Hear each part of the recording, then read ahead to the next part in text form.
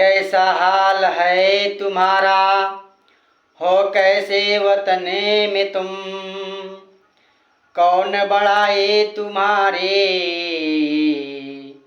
हाय हाय आवे न याद कसम। कितनी लज्जा की बात है। हमारे पूर्ण परमात्मा श्रीदास जी फरमाते हैं कि हे परमात्माओं, हे मेरी सखियों, इस खेल में आकर तुम्हारी कैसी स्थिति बन गई है। आज चारों तरफ जागनी हो रही है, फिर भी तुम जागने को तैयार नहीं हो रही हो। वास्तव में तुम परमधाम में किस रूप में थी, तुम्हारी कितनी बड़ी महिमा है।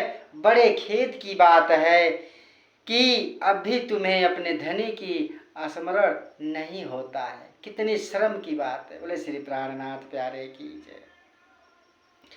कैसा घर बुजरक बका, कैसी खसम साहेबी, किन चाहा तुम्हारा दीदार, कैसी तिनकी है बुजर की। कह रहे हैं कैसा श्रेष्ठ परमधाम तुम्हारा घर है, तथा यह परमधाम घर पर धाम धनी का कैसा प्रभुत्व है। किसने तुम्हारे दर्शन की इच्छा रखी है, तथा इनकी क्या विशेषता है, इस पर क्यों विचार नहीं करती। तुम्हारा तो थोड़ा भी इस माया से विचार हटता ही नहीं, इसको तुम्हारे मन से छूटता ही नहीं। हे सखियों, कम से कम अब से विचार कर लो। कैसी जमी थी कुफर की, और कैसी थी अकला, किन झूठे वकील में थे, कैसे तुम्हारे अमल। यह नश्वर जगत किस प्रकार का था, और वहां पर तुम्हारी बुद्धि किस प्रकार के काम कर रही थी। तुम स्वयं को कैसे झूठे परिवार में से मान रही थी, और तुम्हारा आचरण किस प्रकार रहा था, इस पर विचार तुम क्यों नहीं करती। आज नहीं करती हो तो कब करोगी।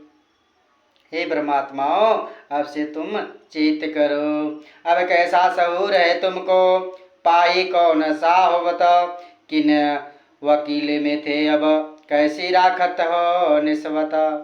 कह रहे हैं अब तुम्हें कैसे विवेक प्राप्त हुए, तथा तुम किसकी सिद्धतों में आ गए हो। पहले तुम कैसे झूठे परिवार में फंसी हुई थी, और अब अपनी आत्माओं के साथ कैसा संबंध रख रही हो। आज संबंध कहाँ है, सब टूट रहा है, छूट रहा है। आज हम लोग कहते हैं श्यामा जी ने अंग हो सुंदर साथ, फिर भी चूक हो जाती है। कोई कोई सुंदर साथ यूं ही अंगूठा दिखाता है, लाइक करता है, कितना प्रेम से एक सुंदर साथ सामने वाले को प्रणाम करता है, फिर भी वहां से एक अंगूठा का जवाब आता है। मैं क्या कहूँ। बोले श्री प्राणनाथ प्यारे की जय। कैसी पाई शरीफी, कैसी आई तुम्हें पहचान, हक बका चिन्हो किने जमाइयो, पाया कैसा इसका ईमान। अब तुम्हें में कैसी विवेक बुद्धि आई है, तुम्हें कैसी पहचान प्राप्त हुई है, कैसे नश्वर भूमि में तुम अखंड ब्रह्मधाम की पहचान हुई है, तथा कैसे तुमने इनको प्रेम और ज्ञान को प्राप्त किया है। अभी से भी इस ज्ञान को, इस रहस्य को, इस अमृत भरी वाणी को तुम समझ जाओ। आज नहीं समझ पाओगे तो फिर कभी समझने वाले नहीं है। बोले श्री प्राणनाथ प्यारे की जय, सतगुरु महाराज की जय। अरे जही विधि राखे श्याम, तही विधि रहिए जी, आठो या महर पल, पीऊ पीऊ कहिए जी, आठो या महर पल, पीऊ पीऊ कहिए जी। फिर आगे कह रहे हैं कहाँ थे फना के खेल में, कैसा था रस घर दूर, किन बुजुर्ग को नो पाइया, सो क्यों कर लिया तुम्हें हजूर।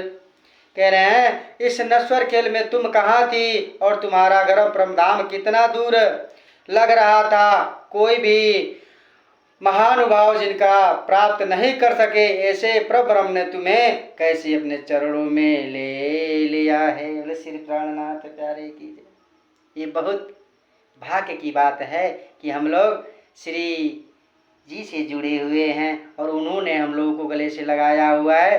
ये हमारी दुर्भाग्य है जो हम लोग वाणी को अमल नहीं करते, अपने राज्य को समझ नहीं पाते हैं। बस कितने लोग तारतम ले लिए हैं बस, लेकिन फिर भी अता पता कुछ नहीं है। तारतम लेने से क्या फायदा है? तारतम लिए हैं तो इसका मतलब होता है चिंतन करना, सत्संग सुनना। न पढ़े हैं तो सत्संग सुने, अगर पढ़े हैं तो जरूर चिंतन करें, वाणी पढ़ें, तब समझ में आएगा। बोले श्री प्राणनाथ प्यारे की जय। लेकिन आज हम पढ़ते नहीं हैं, उन लोगों को लगता है कि हम बक बक करते हैं। जब समझ में नहीं आएगा तो सामने वाले को यही लगता है कि हम बक बक कर रहे हैं। बोले श्री प्राणनाथ प्यारे की जय, सतगुरु महाराज की जय। आगे कहते हैं